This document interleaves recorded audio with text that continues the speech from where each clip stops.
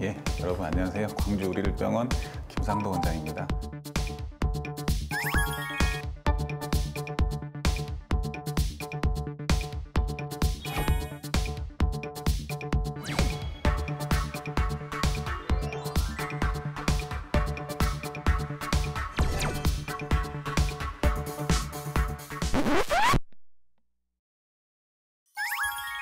오늘 말씀드릴 내용은 허리를 건강하게 해주는 좋은 자세에 대한 내용입니다. 허리를 건강하게 해주는 좋은 자세가 있습니다. 자세에 따라서 허리에 실리는 무게가 다릅니다. 똑바로 누울 때는 25 정도의 무게가 실린다고 하면 옆으로 누울 때는 75, 똑바로 서 있을 때는 100, 그리고 앉아서 허리를 숙일 때는 거의 200 가까이 허리에 대해 압력이 높아지게 됩니다. 그래서 바닥에 앉아 있을 때는 쿠션이나 베개로 등을 받치고 벽에 바짝 기대앉거나 한쪽 무릎을 세워서 앉으시는 것을 추천해 드립니다. 우리가 이제 TV 볼 때 주로 하는 자세인데요. 상체를 구부정하게 앞으로 숙이는 자세는 별로 좋지 않습니다. 의자에 앉을 때도 엉덩이를 최대한 의자 끝에 붙여주시고 귀, 어깨, 그리고 골반, 엉덩이가 일자로 되게 앉으시는 게 좋습니다. 등받이가 없는 의자는 가급적 피하시는 게 좋겠습니다. 지금 오른쪽 자세를 보면 저희가 TV 보거나 컴퓨터 할 때 가장 많이 취하는 자세인데 상당히 이게 취하는 사람은 편한 자세입니다. 망가지는지 모르고. 근데 허리에는 거의 가장 안 좋은 자세 중에 하나입니다. 컴퓨터를 할 때도 오른쪽 자세처럼 거의 대부분 다 돼버리죠. 근데 항상 엉덩이를 의자 끝까지 밀어넣고 배와 책상을 최대한 붙인 다음에 다리 아래에 두꺼운 책을 올려놓는 것이 가장 좋은 자세입니다. 서 있을 때도 발을 한쪽으로 앞으로 살짝 내밀고 무릎을 살짝 구부리는 것도 좋고요.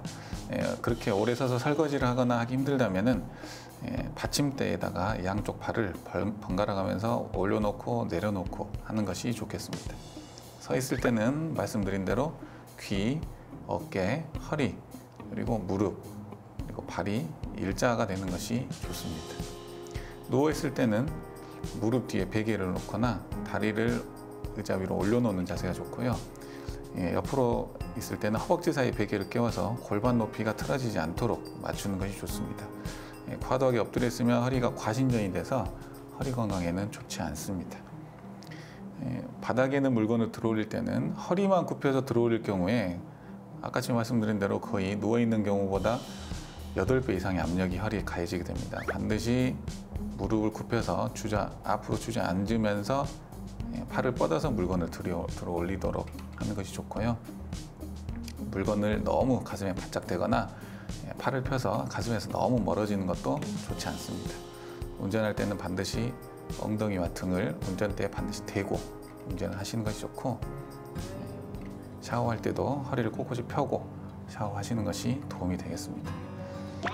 원칙이 있습니다. 아플 때는 운동하는 게 전혀 도움이 되지 않고, 운동은 가볍게 시작해서 점점 강도를 높이는 것이 중요하고, 모든 운동은 부드럽게 해야 합니다. 보통 동그라미가 들어간 운동들이 좋습니다. 요가라든가 수영, 그리고 간단한 에어로빅 등이 도움이 됩니다. 그리고 운동은 한 번 한다고 무조건 좋아지는 것은 아니기 때문에 충분히 그리고 규칙적으로 하는 것이 좋습니다. 방금 설명드렸던 허리에 좋은 자세로 운동하는 것이 필요하겠습니다. 보통 스트레칭은 10분 정도 하고 운동을 하시는 게 좋고, 자전거 타기라든가 걷기, 수영, 등산이 많이 도움이 됩니다. 근력 운동은 20분 이내로만 하시고, 근력 운동을 하고 난 뒤에 스트레칭을 10분에서 30분 정도 정리하는 마음으로 해주시는 것이 도움이 되겠습니다. 허리병은 감기 다음으로 아주 흔합니다. 살면서 허리 안 아파 본 사람은 거의 없고요. 감기 안 걸려 본 사람 없듯이 관리가 중요한데, 관리를 해도 아픈 경우도 있긴 있습니다. 네, 그리고 자기가 살면서 겪어보지 못했던 아주 극심한 통증이라든가 허리만 아픈 게 아니고 엉덩이, 다리까지 내려오는 통증이 있다면 반드시 병원을 찾아서 적절한 검사와 적절한 치료를 받는 게 제일 중요합니다.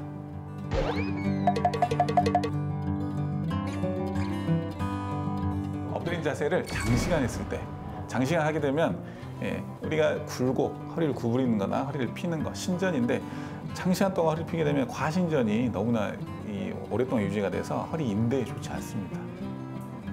네, 오늘은 허리를 건강하게 해주는 좋은 자세에 대해서 알아봤습니다. 혹시 또 궁금하거나 문의사항이 필요하시면 아래 댓글로 남겨주시기 바랍니다. 다음 시간에는 요통을 예방해주는 운동법에 대해서 알아보겠습니다. 다음 시간에 뵙겠습니다.